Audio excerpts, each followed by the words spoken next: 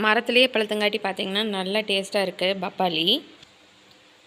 இந்த பூ பார்த்திங்கன்னா நாட்டு தட்டைப்பயிரோட பூக்கள். இன்றைக்கி பார்த்திங்கன்னா இந்த இடத்துல ஒரு பாவக்காய் வந்து இருக்குது, அதையும் அறுவடை பண்ணிக்கலாம். ஹலோ ஃப்ரெண்ட்ஸ், வெல்கம் டு வீட்டு தோட்டம் vlogs. இன்றைக்கி என்ன வீடியோன்னு பார்த்தீங்கன்னா, இன்றைக்கி ஒரு அறுவடை வீடியோ தாங்க பார்க்க போகிறோம். அதுக்கு முன்னாடி நம்ம சேனலில் என்ன நீங்கள் சப்ஸ்கிரைப் பண்ணலைன்னா மறக்காமல் வீட்டு தோட்டம் vlogs சேனலை சப்ஸ்கிரைப் பண்ணிக்கோங்க. பக்கத்துலேயே பெல் பட்டன் இருக்கும், அதை ப்ரெஸ் பண்ணிக்கோங்க. அப்போ தான் நான் வீடியோ போட்டேன்னா உங்களுக்கு நோட்டிஃபிகேஷனில் காட்டும். நீங்கள் மிஸ் பண்ணாமல் என்னுடைய வீடியோக்களை பார்க்கலாம். வாங்க வீடியோக்குள்ளே போகலாம். இன்றைக்கி முதல் அறுவடை பார்த்திங்க அப்படின்னா கத்திரிக்காங்க. நம்ம வீட்டு தோட்டத்தில் பார்த்திங்கன்னா ஒரு 4 வெரைட்டியில் கத்திரிக்காய் வந்து வச்சுருக்கோங்க. அதில் முதல் வெரைட்டி பார்த்திங்கன்னா இந்த ராம கத்திரிக்காங்க. இதுதான் பார்த்திங்கன்னா ஒரு நல்ல அறுவடை கொடுத்துட்ருக்கு. இந்த செடி பார்த்திங்கன்னா நம்ம ஆடிப்பட்டத்துக்கு நடவு செஞ்சதாங்க. இந்த செடி வந்து நம்ம நர்சரியிலேருந்து வாங்கிட்டு வந்தது தான் நாற்று. இப்போ பார்த்திங்கன்னா இந்த செடிக்கு ஒரு 2 மாதத்துக்கு பக்கம் ஆயிடுச்சு. விளைச்சல் பார்த்திங்கன்னா நல்லா கொடுத்துட்ருக்கு. மற்ற 3 ரகத்துலேயும் பார்த்திங்கன்னா இந்த ரகம் கொஞ்சம் நல்ல ஒரு விளைச்சல் கொடுக்குது. அதே மாதிரி பூச்சி தாக்குதல் வந்து ரொம்பவே கம்மியாக இருக்குங்க. இந்த ராம கத்திரிக்காய் செடியில் பார்த்திங்கன்னா காய்கள் வந்து இந்த மாதிரி நல்லா கொத்து கொத்தாக பிடிக்குதுங்க. இந்த ரகத்தில் பார்த்திங்கன்னா ஒரு 5 செடி வந்து நான் நடவு செஞ்சுருந்தேன். இப்போ வரைக்கும் ஒரு 3 செடி வந்து நல்ல ஒரு காப்பு கொடுத்துட்ருக்குதுங்க. இன்றைக்கி பார்த்திங்கன்னா முதல் அறுவடை இந்த செடியிலேருந்து இன்றைக்கி ஒரு காய் தான் வந்து அறுவடைக்கு தயாராக இருக்குது. இன்னொரு செடியில் பார்த்திங்க அப்படின்னா இப்போ தான் பார்த்திங்கன்னா பூக்கள் வச்சுருக்கு. செடியும் பார்த்திங்கன்னா ரொம்ப ஹைட்டாக போகலை, நல்ல விளைச்சல் வந்து கொடுக்குதுங்க. அடுத்தது பார்த்திங்கன்னா இங்கே ஒரு வரி கத்திரிக்காய் செடி இருக்குது. இது பார்த்திங்கன்னா பழைய செடி. அதுலேயும் பார்த்திங்கன்னா காய்கள் வந்து இந்த டைம் வந்து இந்த ஒரே விழுது தான் பார்த்திங்கன்னா பச்சையாக இருக்குது. அதுலேயும் பார்த்திங்கன்னா இப்போ தான் பிஞ்சுகள் வைக்கிறதுக்கு ஆரம்பிச்சிருக்கு. அதுலேயும் ஒரு 2-3 பிஞ்சு இருந்தது. இப்போ பார்த்திங்கன்னா இந்த ஒரு காய் மட்டும் அறுவடைக்கு தயாராக இருக்குது. இதை அறுவடை பண்ணிட்டேன்.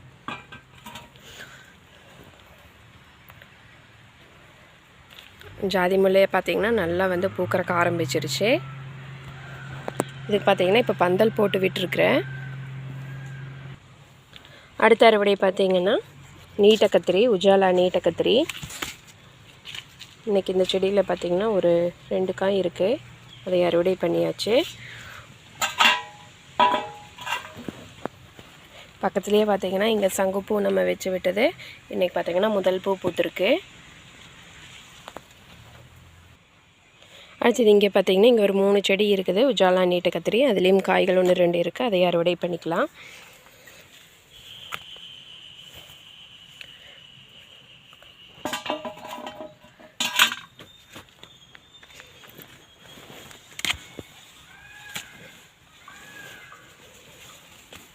இது பார்த்திங்கன்னா விதைக்காக விட்டுருக்குறேன். கொஞ்சம் பெருசாகவே இருக்குது. இந்த அப்படியே விட்டுறலாம் விதைக்காக. போன அறுவடையிலே பார்த்திங்கன்னா அதை வெட்டுட்டேன் விதைக்காக.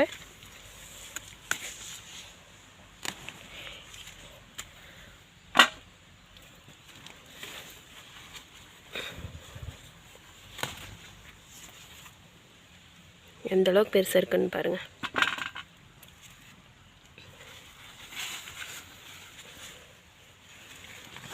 அவ்வளோதான். ஒரு 3 செடி இருந்தது. 3 செடியிலையும் பார்த்திங்கன்னா ஒரு 4-5 காய் பத்தா இருந்தது. அதையும் அறுவடை பண்ணியாச்சு. இன்றைக்கி பார்த்திங்கன்னா இந்த காலிஃப்ளவர் வந்து அறுவடை பண்ணிடலாம். எல்லாம் வந்து இந்த பூச்சிகள் வந்து அரிக்கிறதுக்கு ஆரம்பிச்சிருச்சு. புழு பார்த்திங்கன்னா நான் ஒன்றுமே இல்லை. இந்த 8 கால் பூச்சி அந்த க்ரீன் கலரில் வரும் இல்லைங்களா, அந்த பூச்சி தான் வந்து அரிச்சிருக்கு. இதை நான் கடைசி அறுவடை பண்ணும்போது காட்டுறேன்.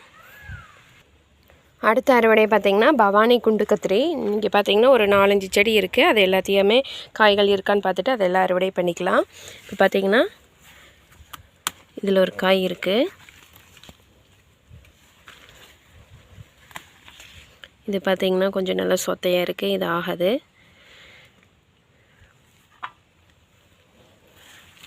இந்த பவானி குண்டு கத்திரியில் தான் பார்த்திங்கன்னா அதிகமான காய்ப்புழு தாக்குதல், தண்டுப்புழு தாக்குதல் எல்லாம் வந்தது. இப்போ பார்த்திங்கன்னா ஒரு அளவுக்கு கண்ட்ரோல் ஆகிருக்கு.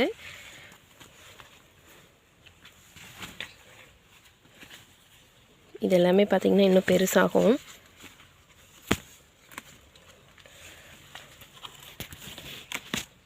இதில் பாருங்கள், இதுவும் ஆகாது.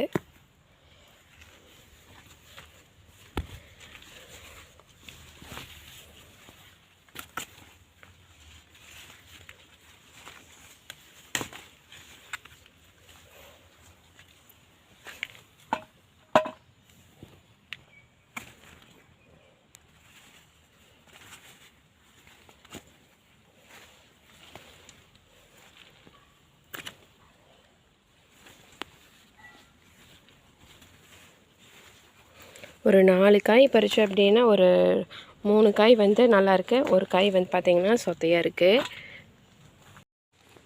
இன்றைக்கி தட்டைப்பயிரில் பார்த்திங்கன்னா இன்றைக்கி ஒரு காய் மட்டும்தான் அறுவடை தயாராக இருக்குது. இப்போ இதில் இருக்கிற ஒரு காய் பார்த்திங்கன்னா மயில் கொத்திடுச்சு. முத்திருச்சுன்னா எப்படி தெரியும் அப்படின்னு பார்த்திங்கன்னா, இந்த மாதிரி விதைகள் வந்து மேலே வந்து நல்லா தெரிய ஆரம்பிக்கும். இந்த காய் பார்த்திங்கன்னா கொஞ்சம் பிஞ்சாக இருக்குது. இப்போ இந்த காய் வந்து அறுவடைக்கு தயாராக இருக்குது. இது வந்து நாட்டு தட்டைப்பயிருங்க. இன்றைக்கி வந்து முதல் அறுவடை. இன்றைக்கி பார்த்திங்கன்னா ஒரு 2 காய் இருந்தது, அதில் ஒரு காய் மயில் சாப்பிட்ருச்சு, ஒரு காய் தான் நம்மளுக்கு கிடச்சிருக்கு. இன்னும் ஒரு 2 வாரம் போயிடுச்சு அப்படின்னா இந்த பிஞ்சுகள் எல்லாம் பார்த்திங்கன்னா நல்லா முத்திருக்க ஆரம்பிச்சிடும். நிறைய வந்து நிறைய 2 வாரம் போயிடுச்சு அப்படின்னா ஒரு நிறைய வந்து காய்கள் கொடுக்க ஆரம்பிச்சிடும். இப்போ தான் பார்த்திங்கன்னா உள்ளே எல்லாம் நிறைய பூக்கள் வந்து வச்சுருக்கு.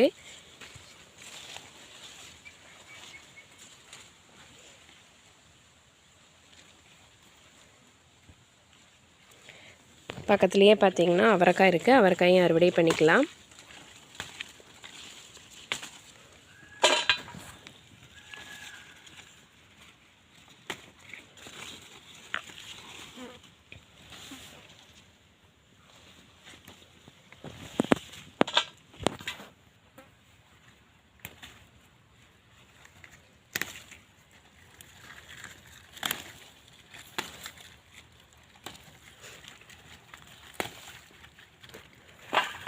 கீழே பார்த்திங்கன்னா எல்லாம் மண்ணில் சாஞ்சிருக்குது, மழை பெஞ்சங்காட்டி அந்த விடுதலில் பார்த்திங்கன்னா நல்லா சாஞ்சிருச்சு. இது எல்லாமே நம்ம கழுவிட்டு தான் யூஸ் பண்ணணும். கீழே இருக்கிற காய்கள் எல்லாத்தையுமே பார்த்திங்கன்னா மண் அடிச்சிருக்கு.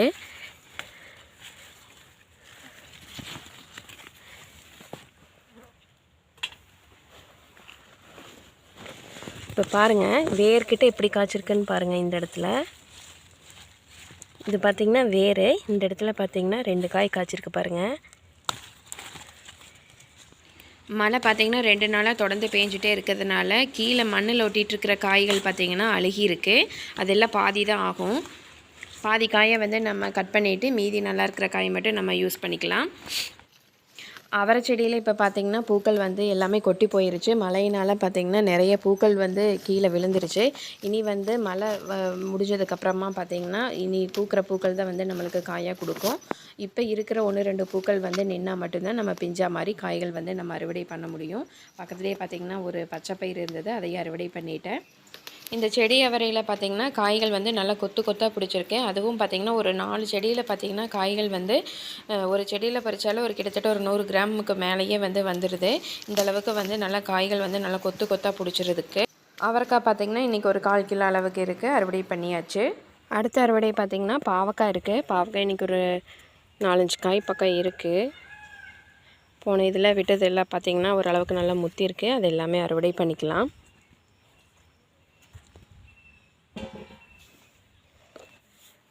பாவக்காய் வந்து பார்த்திங்கன்னா புதுசாக வந்து நான் கொடிகள் எதுவுமே போடல. ஆடிப்பட்டத்துக்கு வந்து நடவு செஞ்ச கொடிகள்லேயே பார்த்திங்கன்னா இப்போ அறுவடை எடுத்துகிட்ருக்கு. இப்போ அதனால் பார்த்திங்கன்னா வேறு எந்த புதுசாக வந்து கொடிகள் போடலை.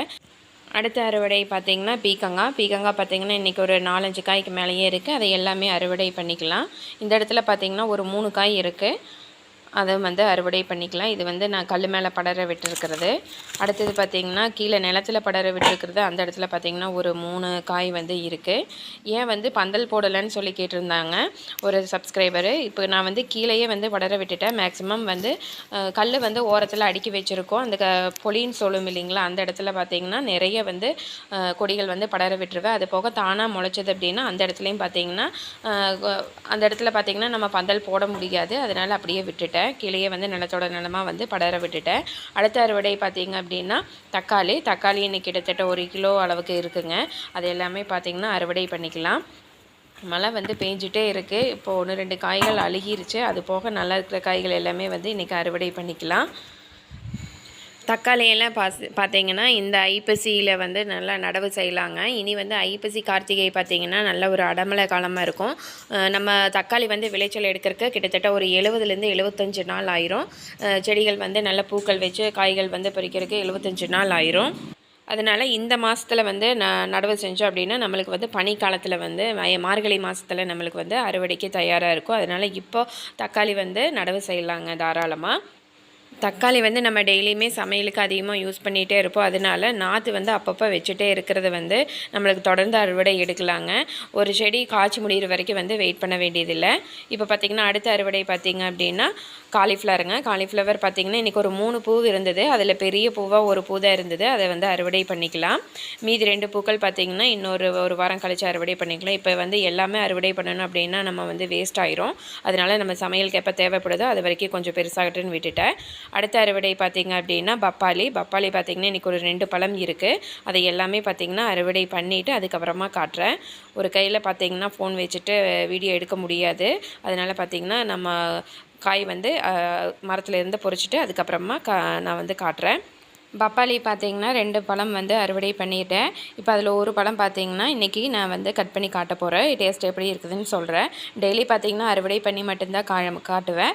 இன்றைக்கி பார்த்திங்கன்னா கட் பண்ணி காட்டுறேன். உள்ளே பார்த்திங்கன்னா விதைகள் வந்து அதிகமாக இல்லை, கொஞ்சமாக தான் இருக்குது. ஒவ்வொரு டைம் பார்த்திங்கன்னா விதைகளே ஒன்றுமே இருக்காது. இன்றைக்கி பார்த்திங்கன்னா ஒரு கிட்டத்தட்ட ஒரு 50 விதைகளுக்கு மேலேயே இருக்குதானா. இப்போ பார்த்திங்கன்னா நல்ல மரத்துலேயே வந்து நல்லா பழுத்திருக்கு. இன்றைக்கி வந்து டேஸ்ட் எப்படி இருக்குன்னு தெரில, நான் டேஸ்ட் பண்ணிவிட்டு சொல்கிறேன்.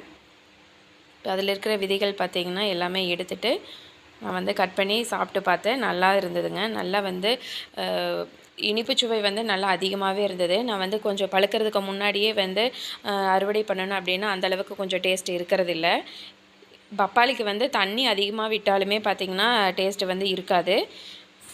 கடைசியாக இன்றைக்கி என்னென்ன அறுவடை பண்ணோங்கிறத பார்த்துடலாம். இன்றைக்கி பார்த்திங்கன்னா 2 பப்பாளி, அடுத்தது பார்த்திங்கன்னா கத்திரிக்காயில் வந்து ஒரு 4 வெரைட்டியில் அறுவடை பண்ணியிருக்கோம். அடுத்தது பார்த்திங்கன்னா செடி அவரை அறுவடை பண்ணியிருக்கோம். அடுத்தது தக்காளி பார்த்திங்கன்னா இன்றைக்கி 1 கிலோ அளவுக்கு அறுவடை பண்ணியிருக்கோம். 4 பாகற்காய், ஒரு 6 பீக்கங்காய் அறுவடை பண்ணியிருக்கோம். ஒரு காலிஃப்ளவர் அறுவடை பண்ணியிருக்கோம். ஒரு நாட்டு தட்டைப்பயிறு வந்து அறுவடை பண்ணியிருக்கோம். அவ்வளோதாங்க இன்றைக்கான அறுவடை. இந்த அறுவடை வீடியோ உங்களுக்கு பயனுள்ளதாக இருந்தது, பிடிச்சிருந்தது அப்படின்னா ஒரு லைக் பண்ணுங்கள். மறக்காமல் சேனலை இன்னும் நீங்கள் சப்ஸ்கிரைப் பண்ணாமல் பார்த்துட்ருக்கீங்க அப்படின்னா மறக்காமல் வீட்டு தோட்டம் பிளாக்ஸ் சேனலை சப்ஸ்கிரைப் பண்ணிக்கோங்க. எனக்கு ஒரு மோட்டிவேஷனாக இருக்கும் அடுத்தடுத்த வீடியோக்கள் போடுறதுக்கு. ஏதாச்சும் டவுட் இருந்தது அப்படின்னா மறக்காமல் கமெண்ட் பாக்ஸில் கமெண்ட் பண்ணுங்கள். இனி ஒரு அடுத்த வீடியோவில் சந்திக்கலாம். அது வரைக்கும் நன்றி.